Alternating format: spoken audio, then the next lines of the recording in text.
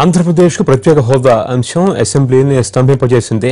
విపక్ష వైఎస్ఆర్సీపీ నిరసనలతో సభ వాయిదా పడింది. ప్రత్యేక హోదా ఏపీ హక్కంటూ నినాదాలు చేసిన ఎమ్మెల్యేలు స్పీకర్ పోడియం వద్దకు దూసుకువెళ్లారు. స్పీకర్ చైర్ పక్కన నిలబడి నినాదాలు చేశారు. ముఖ్యమంత్రి ప్రకటన చేశాక మాట్లాడదామని ఎంతో నచ్చజెప్పినా వినకపోవడంతో సభ వాయిదా పడింది. తిరిగి ప్రారంభమయ్యాక కూడా పరిస్థితి మారకపోవడంతో సభ మరోమారు వాయిదా పడింది.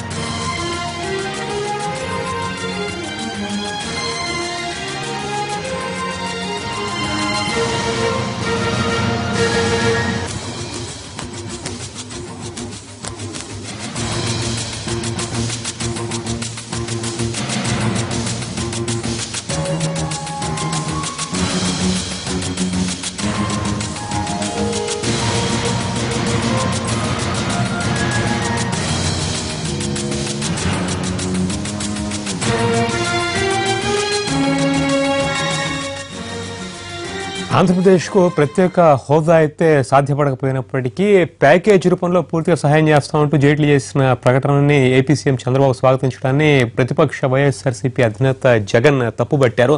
ఆయన మీడియాతో మాట్లాడుతూ ఈ ప్రకటనని స్వాగతిస్తున్న చంద్రబాబు వ్యాఖ్యలు వెనక్కి తీసుకోవాలని, ఇందులో క్షమాపణ కూడా చెప్పాల్సిన అవసరం ఉందని వ్యాఖ్యానించారు. మరింత సమాచారం మా ప్రతినిధి సుధీర్ నడి తెలుసుకున్నాం. సుధీర్, తాజా పరిస్థితి మీద జగన్ ఏమంటున్నారు, ఏం చెప్పారు? అసెంబ్లీ సమావేశాలు వాయిదా పడిన తర్వాత కాసేపటి క్రితం వైఎస్ జగన్మోహన్ రెడ్డి తన ఛాంబర్ లో అందుబాటులో ఉన్న మీడియాతో డిస్కస్ చేయడం జరిగింది. ముఖ్యంగా నిన్న రాత్రి అరుణ్ జైట్లీ చేసిన ప్రకటనను ఆయన తీవ్రంగా వ్యతిరేకించారు, ఖండించారు. ఈ విషయంలో ఆంధ్రప్రదేశ్ ముఖ్యమంత్రి నారా చంద్రబాబు నాయుడు స్వాగతిస్తున్నామని చెప్పడాన్ని ఆయన తీవ్రంగా ఖండించారు. ముఖ్యంగా రాష్ట్ర ప్రజలకు క్షమాపణ చెప్పాలని చెప్పేసి ఆయన డిమాండ్ చేయడం జరుగుతుంది. ఎందుకంటే 5 కోట్ల మంది రాష్ట్ర ప్రజలు ఏపీకి ప్రత్యేక హోదా కానీ ప్రత్యేక ప్యాకేజ్ కానీ వస్తుందని చెప్పేసి ఎంతో ఆశగా చూస్తే వారి ఆశలన్నీ అడియాసలు చేశారు. ఇలాంటి ప్రకటనను ముఖ్యమంత్రిగా ఉన్న చంద్రబాబు ఎలా స్వాగతిస్తారని చెప్పేసి ఆయన ప్రశ్నించడం జరిగింది.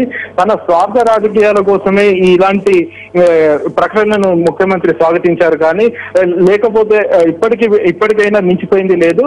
కేంద్రంలో ఉన్న టీడీపీకి సంబంధించిన మంత్రులు ఎవరైతే ఉన్నారో కేంద్ర మంత్రులు, వారిని వెంటనే ఆ పదవుల నుంచి వైదొలగారు. కేంద్రం నుంచి వైదొలిగితే తప్పకుండా ప్రత్యేక హోదా వస్తుందని చెప్పేసి జగన్ డిమాండ్ చేయడం జరిగింది. దీనికి సంబంధించి ఎల్లుండి బంద్ కూడా పిలుపునివ్వడం జరిగింది. వైసీపీ రాష్ట్ర వ్యాప్త బంద్ కూడా పిలుపునివ్వడం.